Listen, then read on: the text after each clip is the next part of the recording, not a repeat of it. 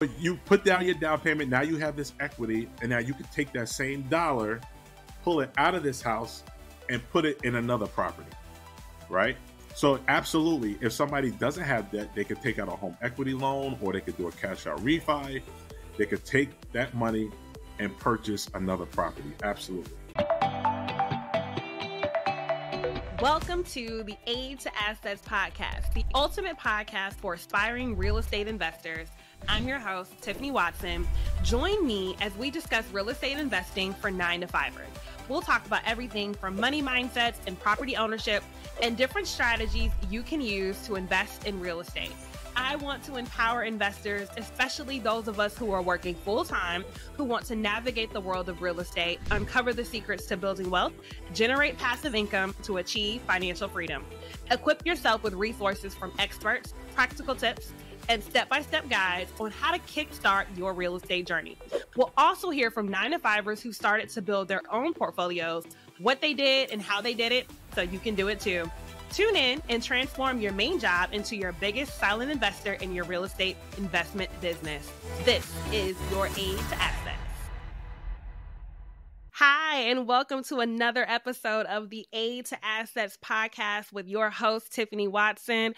I am here because I get the honor and privilege to interview 9-to-5ers that have made the shift into real estate investing and the successful people who help them to make their investment dreams possible.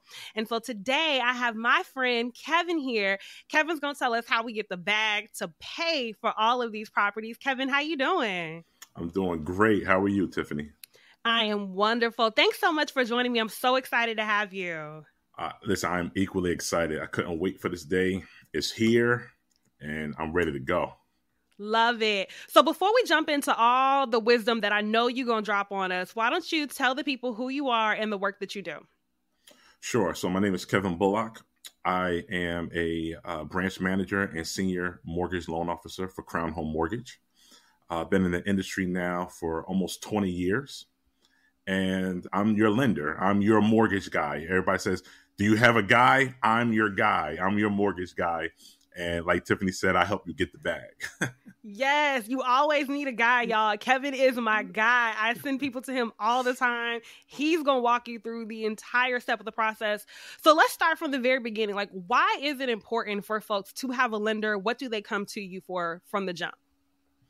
So it's important to have a lender because we are really the middleman between you and the bank. Unless you are purchasing this property with cash, you need to take out a loan from a financial institution. And I'm that middleman. I'm the one that's going to look at your assets, look at your liabilities, look at your income, your credit, and help determine how much you can actually qualify for and what program will best fit your needs.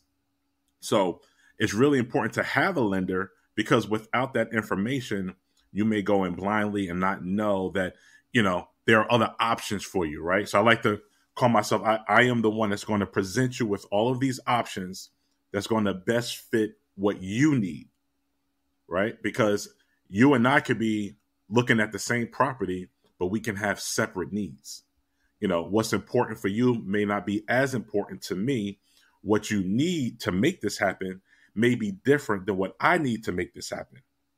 My job is to have that conversation with you, figure out what the need is, and then present you with the options to meet that need. Love it. Love it. Okay. So when you talk about need, so if I am someone, I know I want to start investing.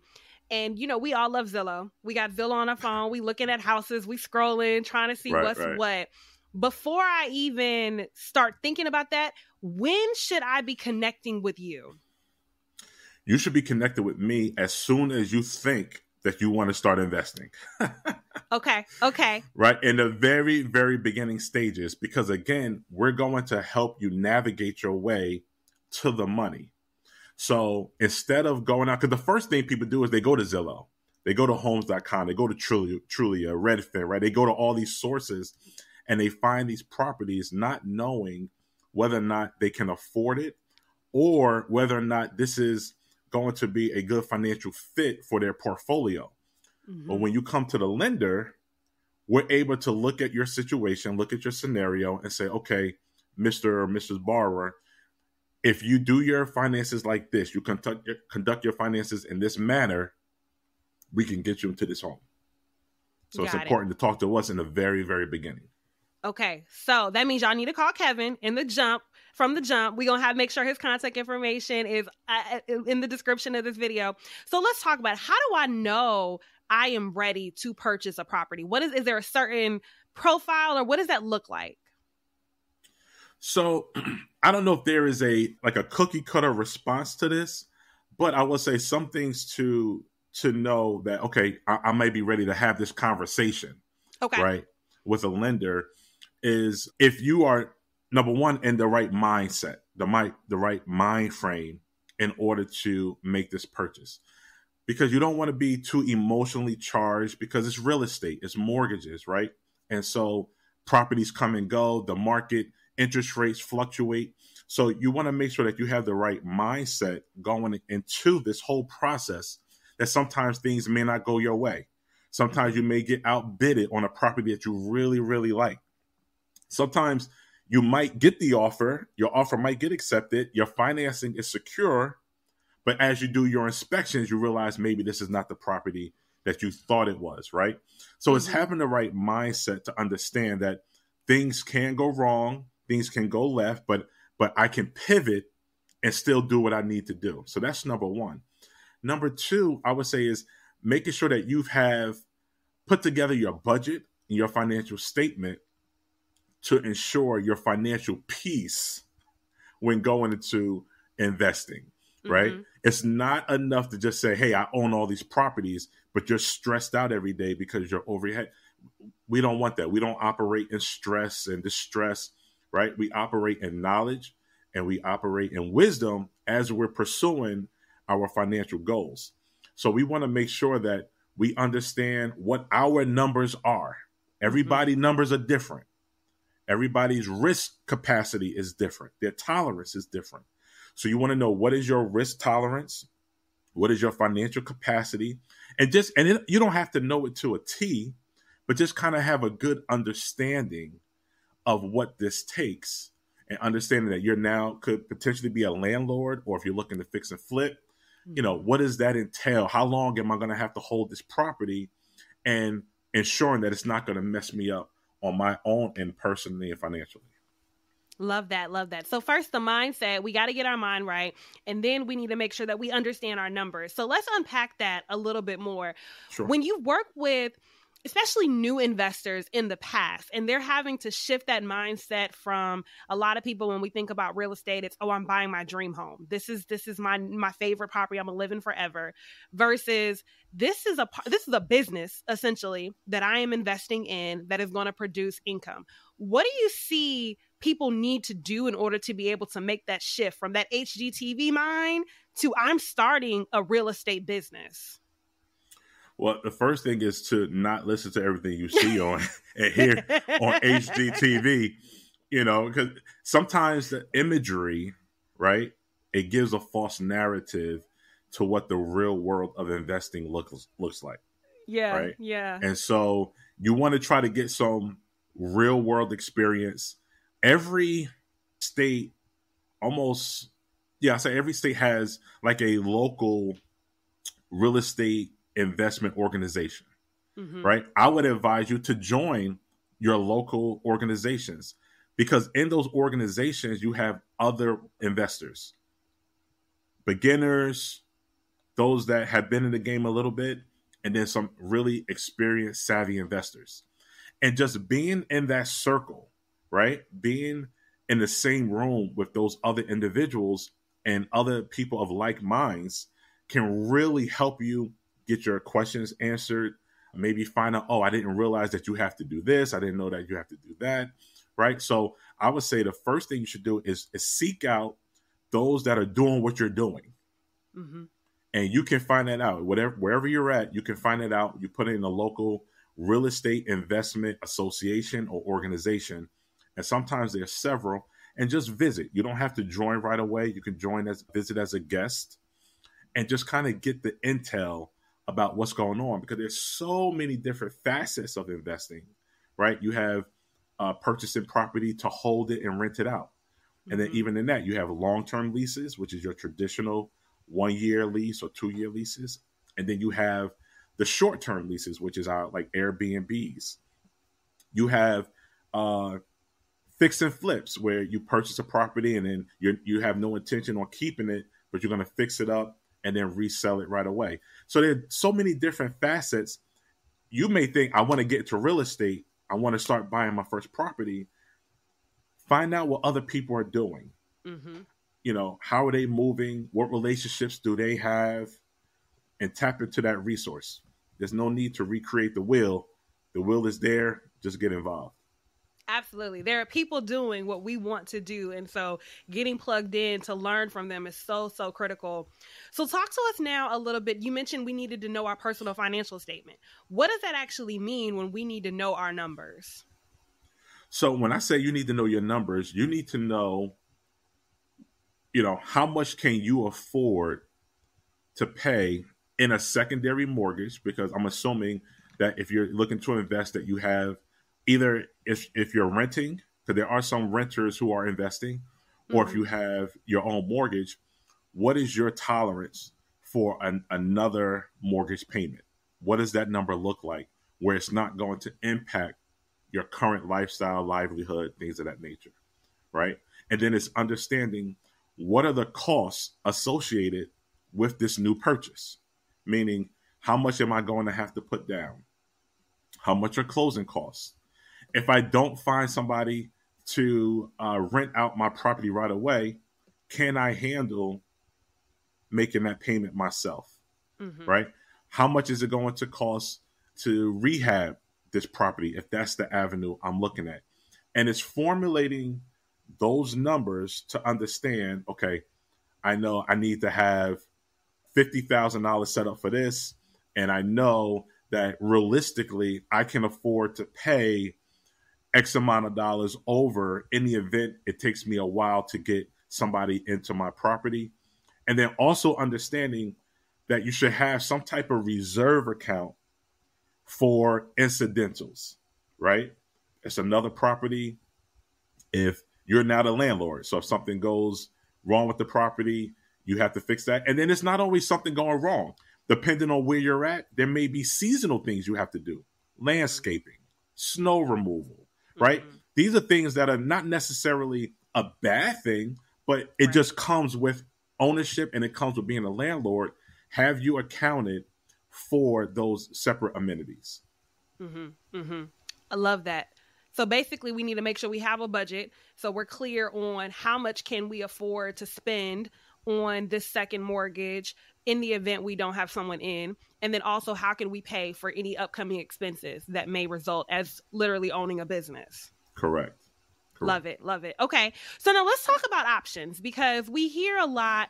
There's so many ways that people can get started in real estate. You talked about a few, whether it's you want to buy and hold, you want to fix and flip. We've heard about house hackings. Tell us, you mentioned we got options. So talk to us about what those options look like. How do we know what to choose? That's why you got to talk to your lender, right? So we're circling back to the beginning. You talk to your lender because your lender is going to have a pool of options for you, depending on that conversation that you have with your lender, right? So there are options to purchase with using the rental income from the property to qualify. Okay. Right? So that option is DSCR, stands for debt service coverage ratio. Okay. So there are programs like that where I may not necessarily have to show tax returns, pay stubs, right? The rental income from that property can help me qualify for that property. Hold on. Wait a minute. So, because that's where people they always are like, wait, we need 2 years of this or, all of these things. But if I find a property that already maybe has a renter in it and I'm just going to buy it from the seller, I can use that income to help me qualify to cover for the loan? Absolutely. And it's different than when you purchase a primary residence. Let's say you're purchasing a multifamily as your primary residence, right?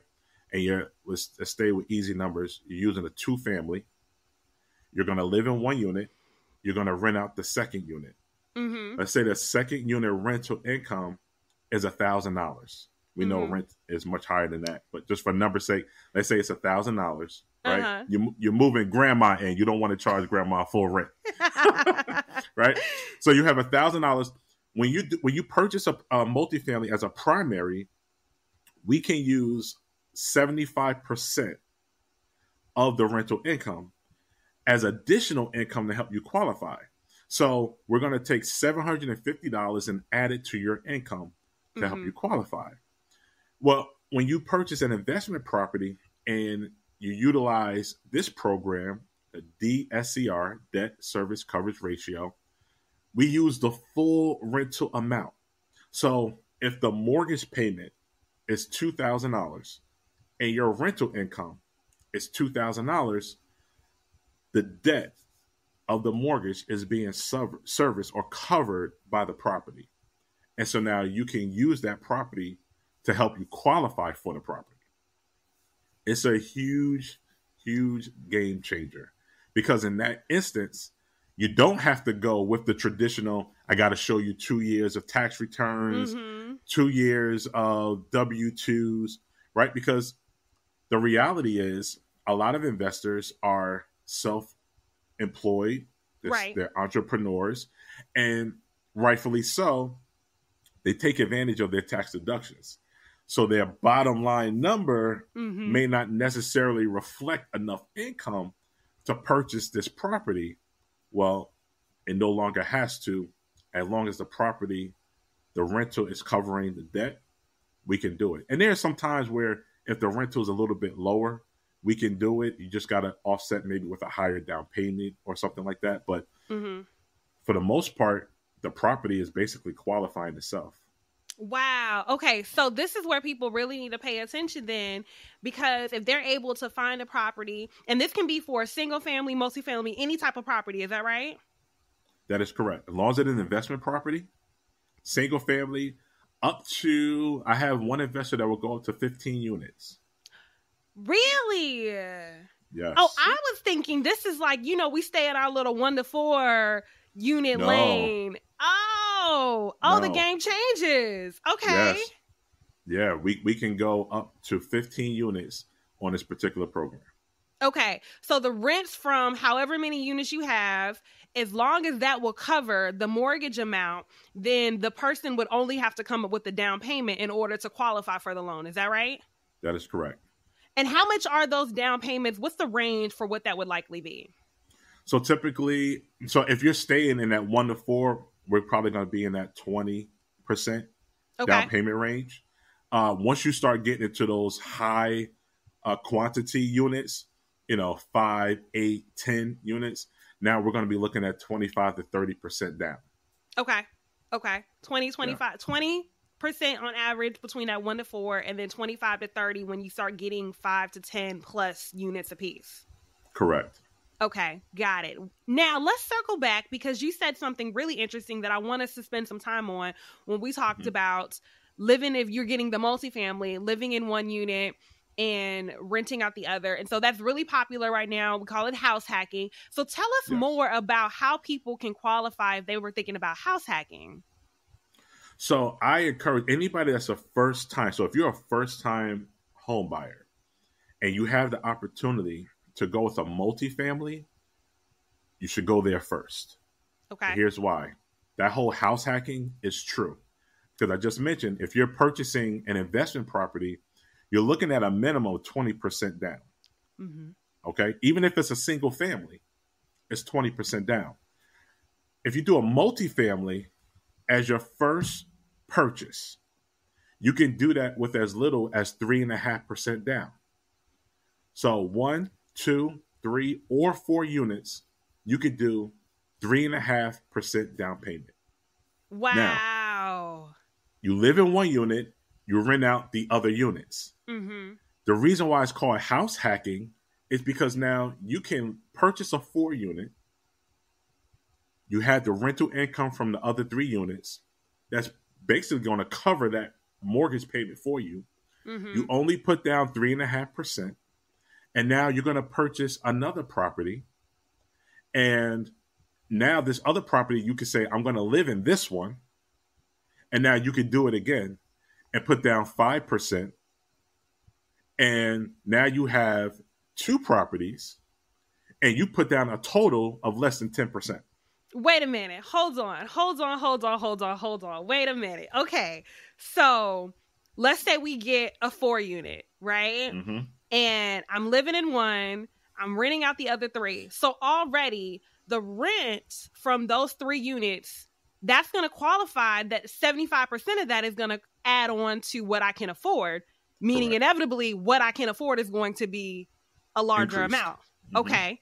So I can live in there, and that's essentially covering my whole mortgage for all 4. So I'm not paying anything technically. My biggest bill, my mortgage / rent, I'm no longer responsible for. That's Correct. the first part. Okay. So then let's say, because I'm a really savvy investor, I'm the realtor, so they already know the game. So we're going to save the money that I would have been spending on rent, mortgage to buy my next property.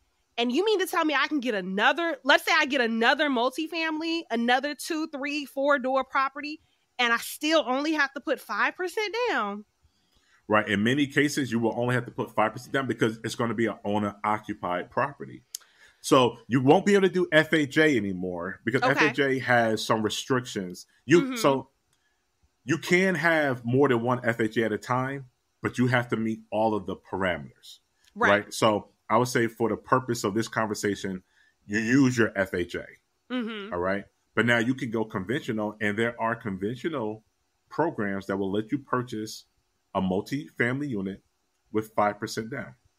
And so you can do that now. And now you have multiple doors with 8.5% down. So I could potentially get 8 doors with 8.5% down. Potentially, yes. Potentially. Let me find out. We're going to find these multifamilies. Okay. Okay. So what type of background? Because I'm assuming that, of course, there's certain credit requirements in order to qualify for these programs. Talk to me about what that looks like.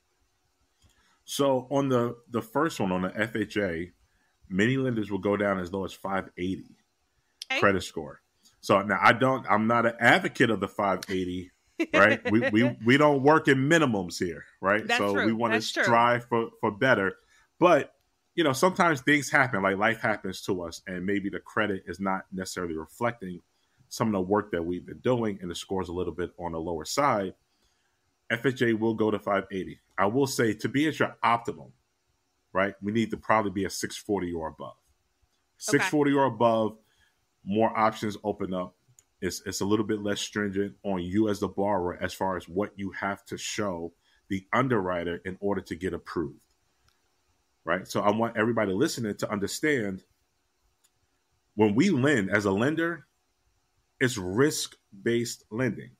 Mm-hmm. So if your credit score is lower, or you're putting down the very minimum, your risk is higher. So now, we may ask for certain things because it's risk-based lending versus somebody who has a higher credit score, maybe a larger down payment, things of that sort. So I would say 640 ideally is where we will want to be. But if you're below that, call Tiffany, call your lender. Hopefully that's me, right? And let us walk you through it, because there are also ways we can help you increase your score, right? And we can get you from 590 to 620. Mm-hmm. So we can help you out in that regard. So I would say ideally you want to be at 640. On the conventional side, the minimum is 620. Same principles apply. Ideally, you want to be at 680 on the conventional side. So if you are below 680 conventional, then you need to compensate for that lower credit score with maybe a larger down payment. Maybe you have some reserves, right? Maybe your debt to income ratio is a little bit lower, right? So you want to strengthen your overall file.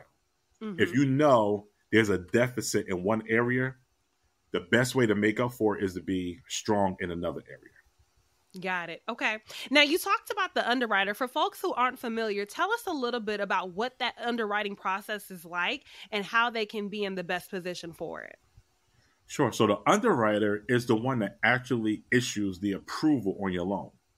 So I, as a lender, I don't have the authority to actually approve the loan. That's why we issue pre-approvals, right? So as a lender, I'm going to collect, in a traditional setting, W-2s, pay stubs, bank statements, maybe tax returns, depending on the type of employment you have. And we're going to analyze all of those supporting documentations. So we're going to look at the pay stubs, make sure there's no abnormal deductions, child support, maybe an IRS payment, any type of liens, garnishments. So we're looking at the pay stubs. We're looking at the bank statements, not necessarily to see your spending habits, right? We don't care how much you go spend per se, but we're mainly looking at the deposits, what's going into the account. Are they income related?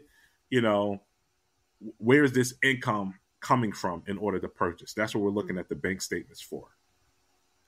Obviously, we're looking at your W-2s because we want to know how much money are you making on an annual basis with your employer, right? And then if you're self-employed and we're going traditional, we look at the tax returns to look at any deductions and things of that nature. So I'm analyzing all of this information, and then I'm saying, okay, Tiffany, I looked at all of your information, and it looks like you qualify for $750,000. Period. So I send you a pre-approval letter, and now you go shopping. You get your offer accepted. We send out disclosures. You send them back. Now the file goes to an underwriter. Now the underwriter is going to take that information, and they're going to go based on the program that we choose. Mm-hmm. They're going to plug that information and make sure that it fits all of the guidelines, right, and the requirements for that program. Okay. So an FHA, and you can Google an FHA handbook or Fannie Mae guidelines. It's hundreds and hundreds of pages of guidelines that the underwriter has to ensure that what we're submitting meets the guidelines for approval. Once they issue the approval, now we can go ahead and close on the property and take ownership of that property. Wow. Okay. Got it. That makes a lot of sense. Now, how long is a pre-approval good for? So that's going to vary from lender to lender. Okay. Typically, my pre-approvals, I typically have them last for 90 days. And the reason I do that is when we run your credit report is good for 120 days. Mm-hmm. So I set the pre-approval 30 days shy of that, just so that if we start running towards the end, we can start letting our borrowers know, listen, we really only have 30 days left, and then we're going to have to re-pull your credit. Mm. So the pre-approval is typically good for as long as your credit doesn't expire. As long as it's within that expiration time, that's how long the pre-approval will last for. Okay. And when you get that pre-approval, is that a hard inquiry on your credit or a soft pull? Typically, it's going to be a hard pull. Okay. So people need to be mindful about that. Right. Now, we do have the ability to do soft pulls. And on soft pulls, I can issue pre-qualification letters.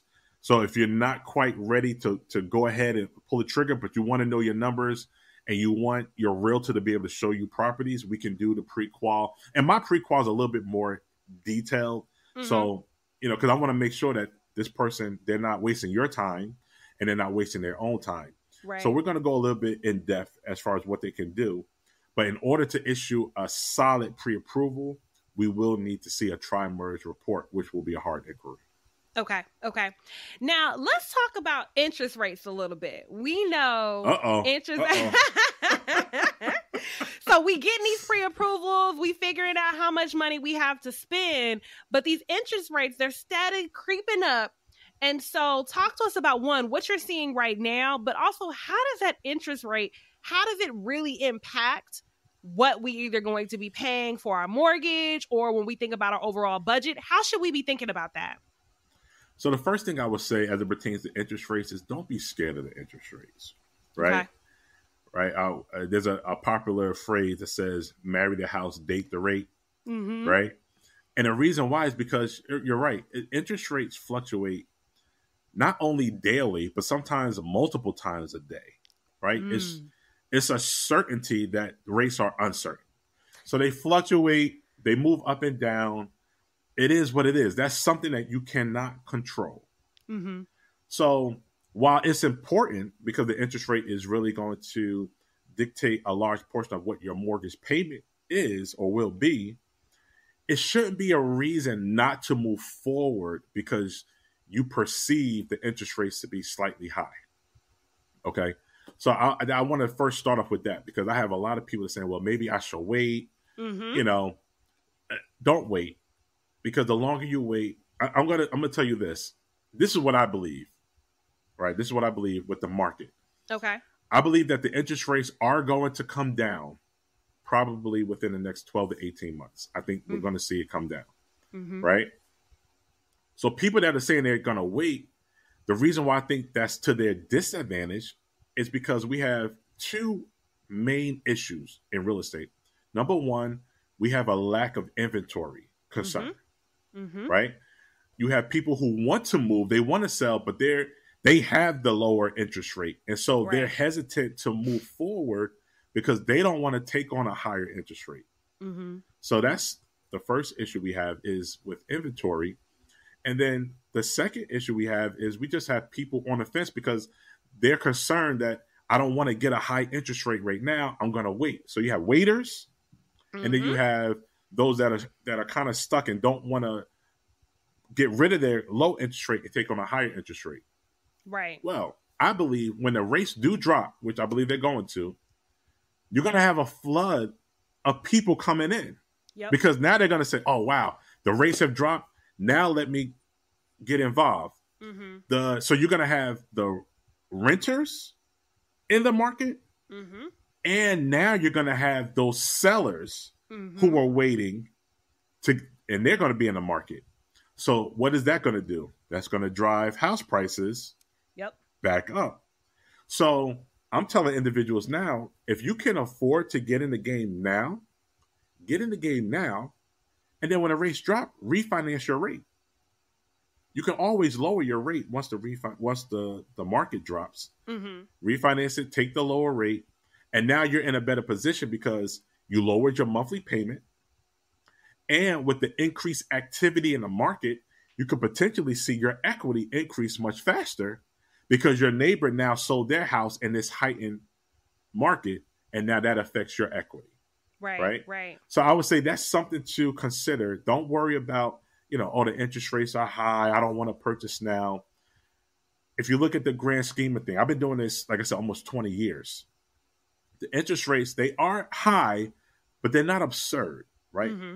Pre-pandemic, we were in the 5s, the 6s. That's where we were. Right. And then we got comfortable and we got spoiled. Exactly. In that 2.5, 3.5 range, we got spoiled a little bit. And so we went from there to these elevated rates, but it's not crazy, Right. So I would say date the rate, still do what you need to do, because when the rates do come down, which I believe they will, you can always refinance it, lower your monthly payment, and allow the market to drive your equity up because now you own the property versus purchasing with the higher purchase price, even though interest rates dropped a little bit.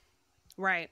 Now, talk to us about the refinance process. How does that work? Is there a time limit before you can? Tell us a little bit more about that. So the refinance, basically what you're doing is you're refinancing the terms of your mortgage, right? So we're either going from maybe a 30 to a 15-year term or 30 to 25-year term, or you're reducing your interest rate, right? A third thing you could do is maybe if you want to pull cash out. And I'm going to throw this plug in there too. Okay. All right. What good is a 3% interest rate on your mortgage if your credit cards are at 28% and you're struggling to make your mortgage payment because you have so much debt and you're drowning in debt? I'm telling people, listen, the 3% interest rate doesn't really serve its purpose if you're drowning in debt. Right. I refinanced, true story, a young lady. She cashed out, paid off all her debt. Her rate initially was 4%. it went to 7%. So her interest rate almost doubled.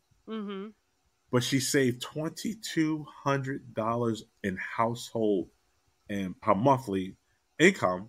She saved $2,200 a month because we got rid of all her debt. $2,200? She has so much debt. We paid off everything. Wow. So now all she has is her mortgage, which her payment did go up a little bit. But the interest rate is much lower on that than it was on her credit cards. Right. And she still gets the tax deductions at the end of the year on her mortgage that she wasn't getting on her credit cards. Right. So now all she has is her mortgage and her car payment. That's it. Everything else she paid off. With that, come on. She's saving $2,200 a month. And she told me, she said, I never looked at it this way. She said, I was so afraid to get rid of my 4%. Right. But I'm like, yeah, but you're stressed out every month. You're stressed out. Right. So refinancing can really have a great purpose if you utilize it correctly. The process is similar to a purchase, just without a seller. So you're refinancing the terms. You have to redo title. The process can take anywhere to 3 to 4 weeks. It's not a long process at all. And depending on what you're doing, if you're lowering your rate or if you're cashing out, it dictates how that mortgage process will go. But yeah, it's a fairly simple process. This is so good. This is why people need a lender on their team. So this is not a one-stop shop and we just gonna buy this house and then we done and we never talk again. But we can go from buying this first house, figuring out, it sounds like a whole strategy especially for us that are trying to build entire portfolios, but also if and when life happens, we can figure out, okay, we have this asset.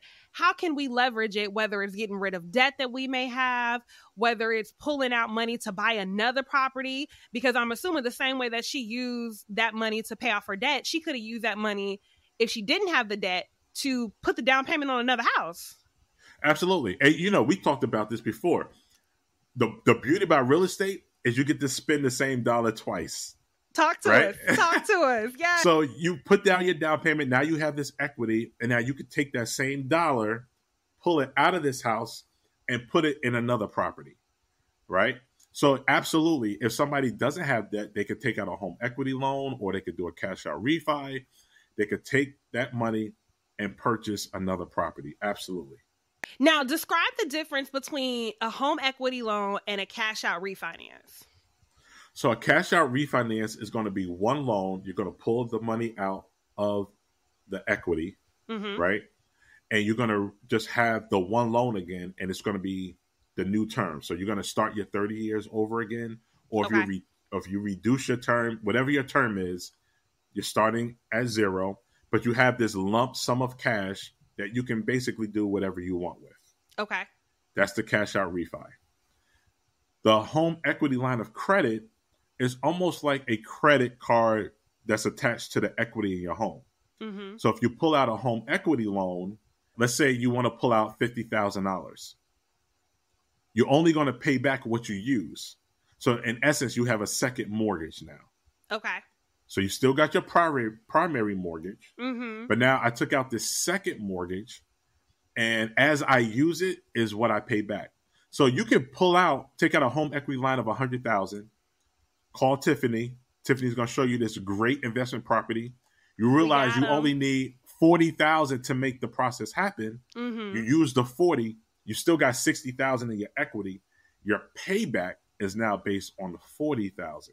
So a home equity line could be a very useful tool as well. Okay. Some people use that to tap into the equity without touching their primary, especially if they have that lower primary rate. They kind of leave that alone and now just take the home equity line of credit. But you will have 2 mortgage payments at that point. Got it. And so with the cash out refinance, this sounds like you pulling out the equity. Are you taxed on the money that you pull out for the cash out refinance? There are tax implications as far as pulling out money. Okay. When you do a refinance, talk to your accountant and find out what the threshold is as far as, what your tax implications may be. Got it. And then for the home equity line of credit, so you're going to have a second mortgage. So let's say I had, for my primary mortgage, my interest rate was 4%.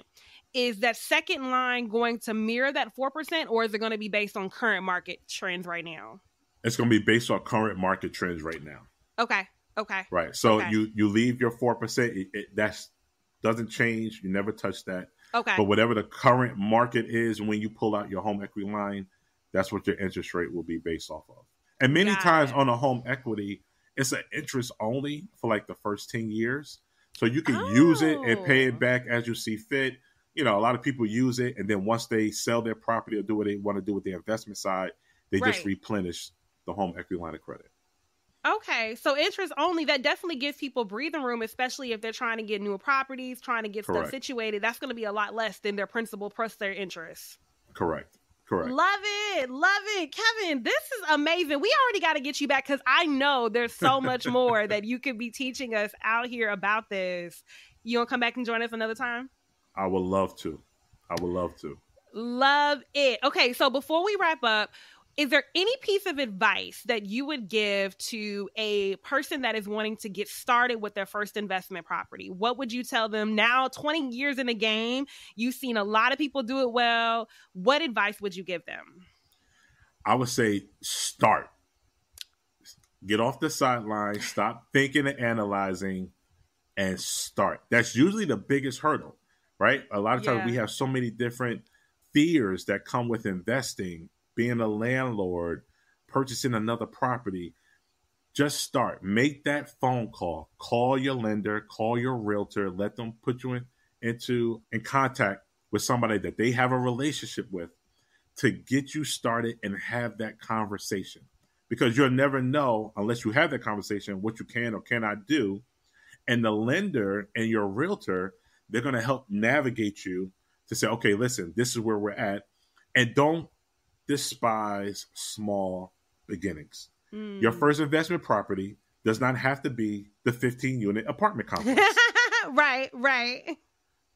Start off small, get in the game, right? And then let your portfolio start to build its way up from there. But it all starts with a conversation.